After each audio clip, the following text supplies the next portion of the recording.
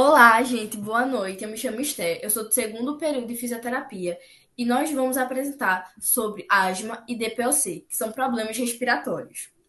O grupo é composto por Esté Nascimento, que sou eu, Esté Nascimento, Letícia Lemos, Maurícia Miranda, Rafaela Falcão e Vitória Carla. O docente é Fábio Fidelis. DPOC, doença obstrutiva crônica pulmonar. A gente vai falar sobre a definição, as características da doença, tratamentos e casos clínicos. E um caso clínico. Vamos para uma visão geral do que é a DPOC. A DPOC, como já havia falado, é a doença pulmonar obstrutiva crônica, ou DPOC apenas, que é a obstrução da passagem de ar, provocada geralmente pela fumaça do cigarro ou de outros compostos nocivos, como é o caso de escape de carro. É, Quando a pessoa inala essa doença, vai causando uma inflamação e irritação. O DPOC, ele está sendo muito... Ele está ficando bastante alto, infelizmente, devido ao tabagismo. Bora agora para uma visão geral do DPOC. A DPOC nada mais é do que a junção de duas doenças. A bronquite crônica, que é uma inflamação e uma irritação nos brônquios, que vai causando, como tem aqui na imagem, vai causando o fechamento desses brônquios e vai impedindo a passagem de ar. E já o efizema é uma destruição da parede dos alvéolos. Nós sabemos que os alvéolos é onde faz a hematose, ou seja, a troca gasosa que é necessária para a nossa sobrevivência. E vai causando a destruição dessa parede, justamente por a gente ingerir tantos compostos nocivos, como a nicotina, por exemplo.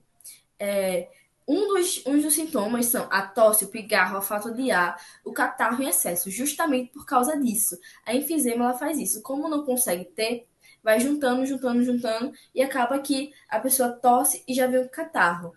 Interrompe a respiração, diminui o fluxo sanguíneo do oxigênio no sangue, justamente por causa do efizema.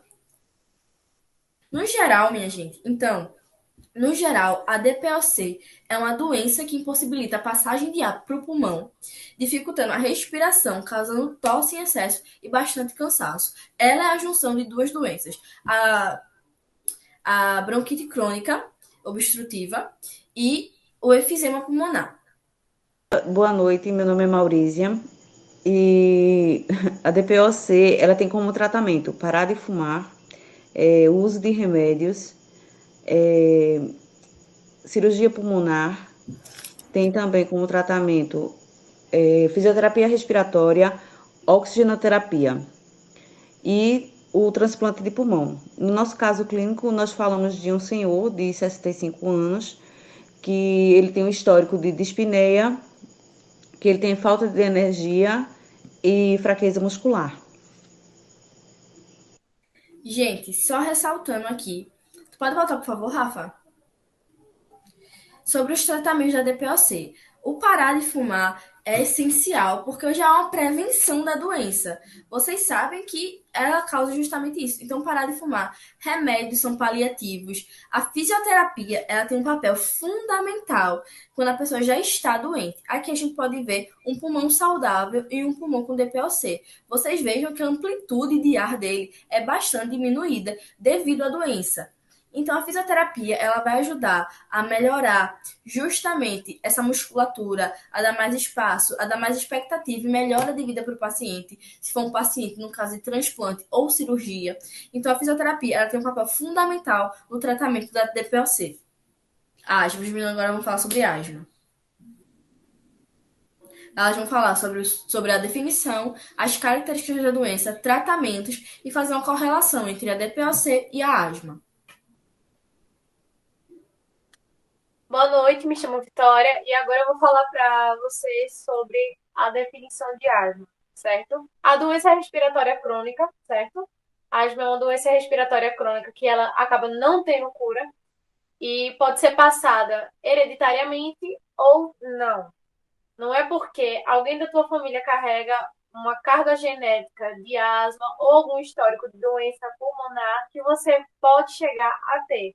Bom, não é 100% de certeza, mas também não é impossível e nem é tão provável. Fatores como poluição, mudança de clima, alérgenos, podem agravar muito o quadro. Pessoas que têm alergia, vamos dizer, à poeira, alergia ao tempo, vamos dizer que esteja muito nublado, ensolarado, às vezes de manhã, quando a gente acorda cedo, que tá aquela frieza, agrava muito, principalmente as pessoas que têm asma. Se você está gripado, agrava também a asma. Acaba correlacionando várias coisas em um único fator, que envolve o pulmão, querendo ou não, porque a asma é uma das doenças que mais afeta o pulmão. Há vários exemplos de asmas e pode ser genético, como eu falei, certo? E, ao mesmo tempo, não pode ser genético. A asma, vamos dizer, vou dar até o meu exemplo. Quando eu era criança, eu tinha uma alergia, onde essa alergia ela foi se agravando ao longo do tempo, e agora, por conta do Covid, essa alergia se transformou numa asma brônquica. Ou seja, por que aconteceu isso? A correlação com o meu pulmão e a minha saúde. Porque com a asma você acaba cansando mais, você não tem aquela disposição que você tinha, você não tem toda aquela energia para fazer atividades físicas e ela não tem cura. Porém, o tratamento pode auxiliar. Agora, qual o tipo de tratamento? Bom, as meninas vão falar, mas eu vou dar uma adianta. Caso você esteja muito precisando naquela hora de um tratamento, se você estiver muito mal, realmente tem vários estágios de asma, onde vai desde o inicial ao mais grave. Tem medicamentos em hospitais, tem injeções, tem uma bombinha no qual você carrega ela. Geralmente é característica de pessoa asmática carregar uma bombinha por si próprio, para que você tenha essa segurança de que onde você estiver, você vai poder bombear ela e, ao mesmo tempo, vai estar auxiliando o seu pulmão a exercer uma função melhor, certo? Que agrava, como agrava muito, acaba que fica muito prejudicado. E essa bombinha, essa medicação vai ajudar bastante. E em casos extremos, a asma ela pode levar até a morte.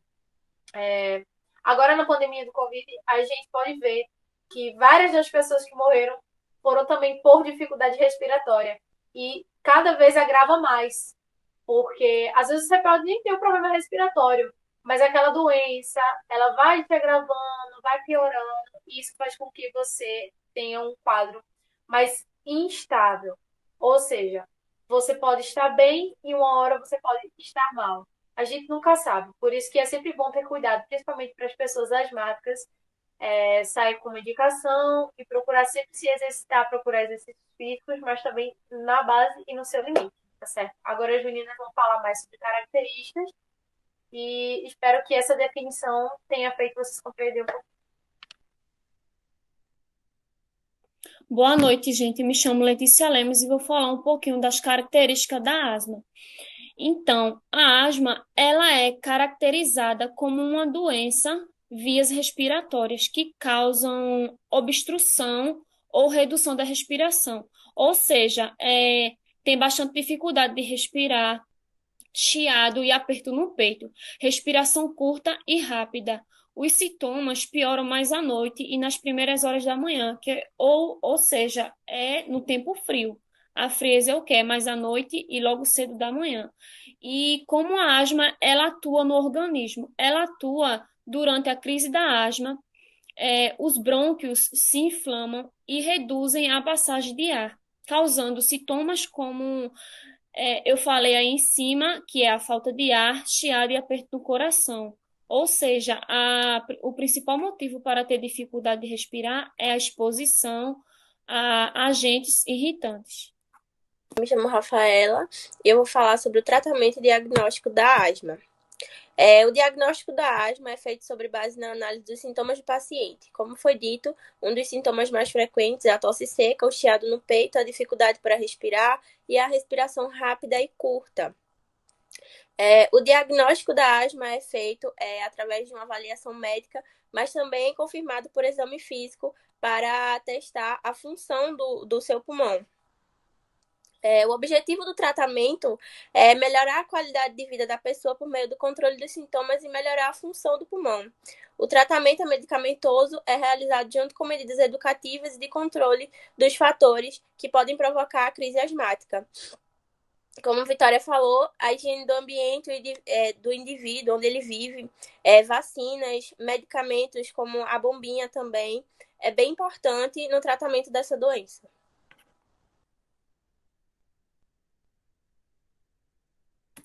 Agora, muita gente confunde a DPOC com a asma, porque realmente são bastante similares.